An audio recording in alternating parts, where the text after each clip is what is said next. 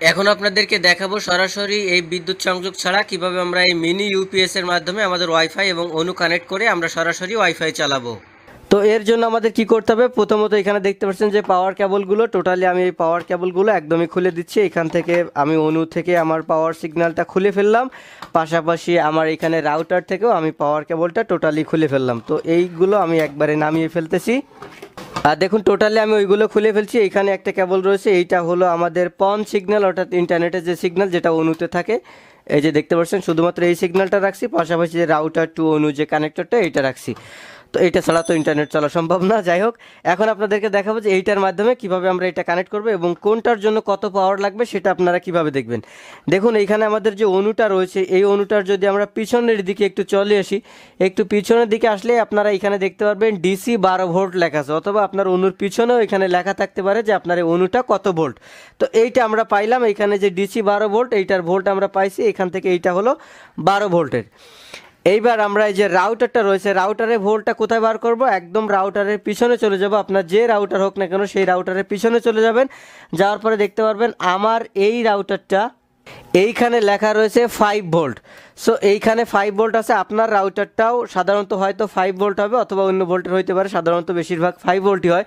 তো এইখানে যদি আপনার 5 ভোল্ট লেখা থাকে, পিছনে এইখানে লেখা থাকবে, সো সেই অনুযায়ী আপনার এটা কানেক্টরের সাথে কানেক্ট করতে হবে। আচ্ছা, প্রথমত আমরা আসি রাউটারে। আমাদের রাউটারের জন্য লাগবে হচ্ছে 5 ভোল্ট। তাহলে এইটার ভিতরে আমরা যে ডব্লিউজিপি আমাদের যে প্রোডাক্টটা, এই যে মিনি ইউপিএসটা, এইটার ভিতরে আমাদের 5 ভোল্ট কোথায় আছে সেটা খুঁজে বের করতে হবে।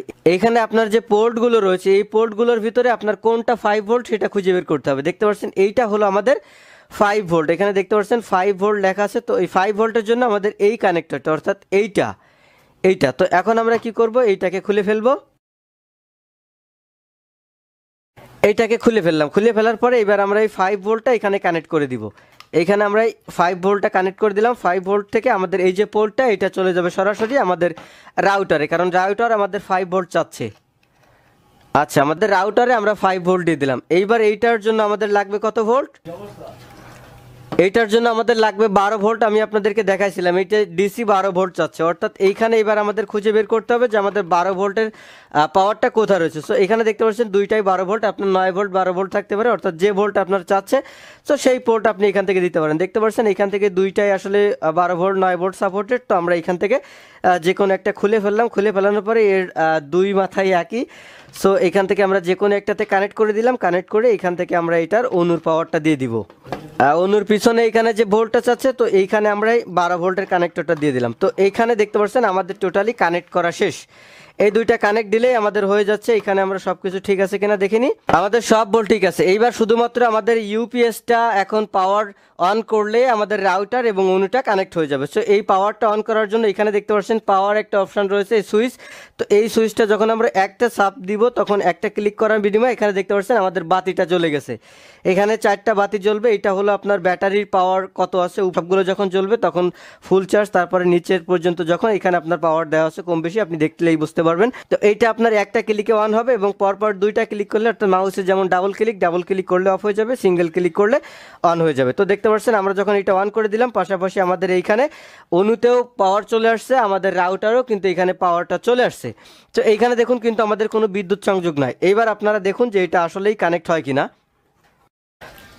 এখানে দেখতে পাচ্ছেন আপনারা আমাদের এখানে অনুতেও লাইটগুলো চলে আসছে সবগুলো, এখানে পাওয়ার কেবল পন সিগন্যাল, তারপর ল্যান্ড সিগন্যাল সবগুলো চলে আসছে, প্লাস এইখানে দেখতে পাচ্ছেন ইন্টারনেট সিগন্যাল এবং এখানে আপনার রাউটারের সিগন্যাল সবগুলো চলে আসছে। তো এখন আমরা দেখবো যে এটার বিনিময়ে আসলে আমাদের নেটটা চলতেছে কিনা, ওয়াইফাই চলতেছে কিনা। তো আমরা চলে আসলাম আমাদের ফোনে, চলে আসলাম, উপরে দেখতে পাচ্ছেন ওয়াইফাই কানেক্ট করা রয়েছে। তো এখন আমরা ইউটিউবে চলে যাচ্ছি। ইউটিউবে গিয়ে আপনারা দেখবো যে প্রকৃতপক্ষে আমাদের ইউটিউবটা চলতেছে কিনা। দেখুন ইউটিউব কিন্তু স্বাভাবিকভাবে এখানে চলতেছে। সো এইটার বিনিময়ে আপনারা খুব সহজে এগুলো ব্যবহার করতে পারবেন উইদাউট এনি প্রবলেম। তো দেখতে পাচ্ছেন এখানে কিন্তু আমাদের অন্য কোনো সিগন্যাল কিন্তু এখন নাই। দেখুন টোটালি কিন্তু কোনো পাওয়ার কেবল নাই, সরাসরি এখান থেকে আমাদের যে মিনি ইউপিএসটা রয়েছে, এই ইউপিএসের বিনিময়ে কিন্তু আমাদের এই রাউটারটা বা অনুটা আমরা কিন্তু চালাইতে পারতেছি। সো এইটা এখানে যে বাতিটা দেখতে পাচ্ছেন, এটা হলো আপনার চার্জিং বাতি।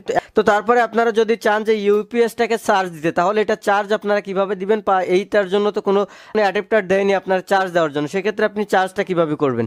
চার্জ করার জন্য এখানে আপনার অনু অথবা রাউটারের যে চার্জারটা রয়েছে, এই দুইটার যে কোনো একটা চার্জার দিয়ে আপনি এটাকে চার্জ করতে পারবেন। দেখুন এইখানে আমার অনু এবং আমার রাউটারের যে দুইটা চার্জার রয়েছে, এই দুইটা চার্জারের যে কোনো একটা দিয়ে আমরা এটাকে চার্জ করতে পারবো। আমি এক্সাম্পল হিসেবে আপনাদেরকে একটা চার্জ করে দেখাচ্ছি। দেখুন এইখান থেকে আমি আমার অনুর চার্জারটা নিলাম, চার্জার নেওয়ার পরে এখন আমি এটাকে আপনাদেরকে চার্জ করে দেখাবো যে প্রকৃতপক্ষে এটার মাধ্যমে চার্জ করা সম্ভব কিনা। তো এইটার আমি কানেক্ট করে দিলাম, এটা বিদ্যুতের সাথে সংযোগ দিয়ে দিলাম, এবং এইখানে যে আমাদের যে পোর্টটা রয়েছে চার্জিং পোর্ট, এইটা আপনার ডব্লিউজিপির সাইডে দেখবেন একটা পোর্ট রয়েছে, এইটা হলো চার্জিং পোর্ট। তো এই পোর্টটা যখন আমরা এখানে ইন লেখা রয়েছে, তো এই ইন যখন আমরা এটাতে কেবল ইন করে দিব, সাথে সাথে এখানে দেখতে পাচ্ছেন আমাদের চার্জ হচ্ছে। দেখুন এই বাতিটা আপ ডাউন করছে। যখন এইটা আমরা খুলে ফেলবো তখন কিন্তু এই বাতিটা আপনার আপ ডাউন করবে না। যখনই আপনার চার্জ প্রয়োজন, আপনি যদি এটা অটোমেটিকলি কানেক্ট করে রাখেন, তাহলে যখন তার চার্জ প্রয়োজন সে অটোমেটিকলি চার্জ নেবে। এবং আপনি সেটআপটা ঠিক এইভাবে করতে পারেন। এখান থেকে আপনি বিদ্যুতের পাওয়ার কেবল দিচ্ছেন, দেওয়ার পরে আপনি এখান থেকে দিয়ে দিচ্ছেন এইটার চার্জিং পোর্ট, এইটাতে পোল টাকা দিবেন। পাশাপাশি এই দুইটা আপনি যদি অনু এবং রাউটারের ক্ষেত্রে দিয়ে দেন, সেক্ষেত্রে যখন কারেন্ট থাকবে, যখন চার্জ প্রয়োজন তখন এই চার্জ নিয়ে দিবে, এটা এইভাবে চলবে। যখন কারেন্ট চলে যাবে অটোমেটিকলি উইদাউট ডিসকানেক্ট এটা অটোমেটিকলি আপনার এইভাবে চলতে থাকবে। ডব্লিউজিপি যে মিনি ইউপিএসটা, এটা আপনারা কেনার পরে অবশ্যই 8 ঘন্টা প্রথমবার ফুল চার্জ দিয়ে নেবেন।